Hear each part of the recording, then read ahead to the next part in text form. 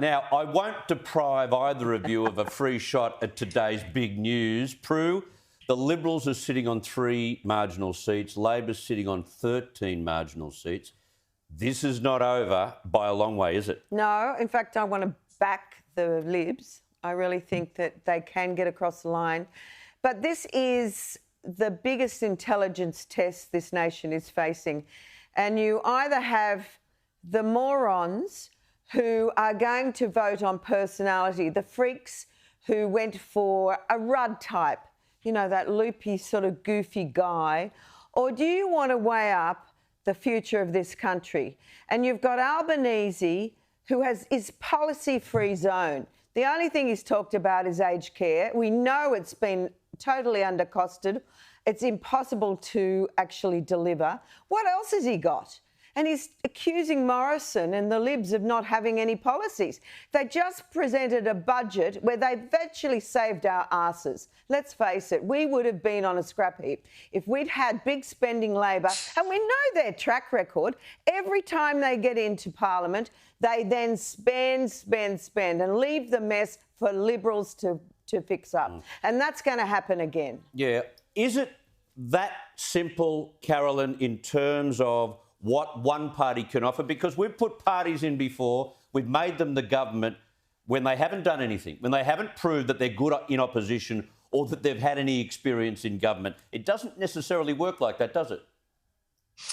No, it doesn't always, and often, like they say, the incumbent loses the election as opposed to the opposition winning it. So, look, Albo's not fabulous, and unlike 2007, and Holly alluded to this earlier, you know, there's not the same kind of vibe and buzz for change as there was back then. Now, you know, people are looking at what's happening in Ukraine. People are looking at inflationary pressures, and I don't think that anyone really wants change. I think they just want things to be done a little bit better with the least amount of risk possible. I feel like everyone's going into a risk management election rather than, you know, new hope, new change.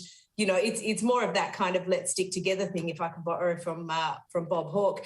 It's for the Libs to lose. It's absolutely for the Libs to lose. And with the redistribution, they start 2 seats behind. Yeah. So it'll be very interesting to see how it goes. But at this stage, I still think it is going to be close. I think it will be either just a Liberal majority or a Labor minority. I don't know how Labor are going to go from their 68 seats to 76. I don't quite see it being that much of a swing in their favour. But, Carolyn, they won't be forming an agreement with the Greens. They said that, remember? Yeah. They won't want government. Pull the other one. Yeah. Look, the only people who are denying that there is going to be an alliance with the Greens are Labor. And they have to do that because they need the vote of Middle Australia to get that 40% primary vote to get them over the line.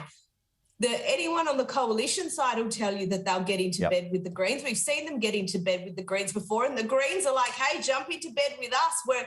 We're here for you. And it's just Labor trying to deny it at this point. But unfortunately, if they really want it, they might just have to.